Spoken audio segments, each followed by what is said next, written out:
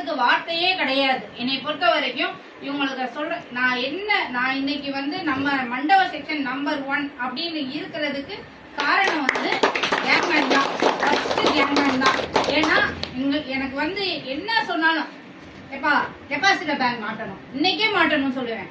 ஏன்னா அங்க மீட்டிங்ல சொல்லுவாங்க, நான் அதை வந்து இங்க சொல்லுவேன். உடனே அடுத்த செகண்ட் எப்பா டிசி நம்ம இதே மாதிரி பண்ணணும், எப்பா இந்த கேபிள் வேலை பார்க்கணும். கேபிள் வேலை பஞ்சர் ஆனப்பெல்லாம் நைட்டு ஒரு வாரம் விடிய விடிய விடிய விடிய நானும், ஆனா உண்மையை சொல்லணும், நானும் இவங்க கஷ்டப்படுறாங்கன்னு சொல்லிட்டு நானும் கூட இருப்பேன்.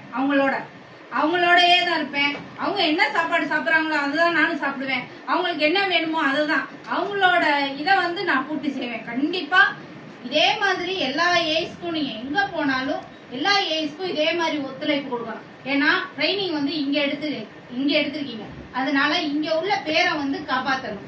ரெண்டாவது இன்னொரு விஷயம், உங்கள்கிட்ட வந்து இன்னும் ஒரு சின்ன சின்ன இது இருக்கு, அதை வந்து மாத்திக்கோங்க. கோவப்படுறது அதை மட்டும் நீங்க எல்லாருமே மாத்திக்கணும், கோவத்தை குறைக்கணும். என்னன்னா நீங்க கேங்மேன் இப்ப ட்ரைனிங்ல இருக்கீங்க, ட்ரைனிங் முடிஞ்சிருச்சு. ஸோ இன்னமே ட்ரைனிங் பீரியட் முடிஞ்சும் நீங்க வந்து இன்னமே ஒரு நல்ல என்ன பண்ணுவாங்க, நைட் நேரம் ஃபோர்மேன் பேசினாங்கனாலும் எல்லாத்துக்கும் அவங்களுக்கும் அவங்க வந்து ஒத்துழைப்பு கொடுத்துருக்காங்க. ஸோ வந்து நான் இந்த நேரத்துல என்ன சொல்றேன்னா, நீங்க வந்து இன்னும் மென்மேலும் வளர்ந்து நோய் நொடி இல்லாம நான் வந்து கடவுள்கிட்ட பிரார்த்தனை பண்ணிக்கிறேன். இன்னும் வந்து பாதுகாப்பு, இன்னும் வந்து உங்கள்கிட்ட எத்திராட் கிடையாது.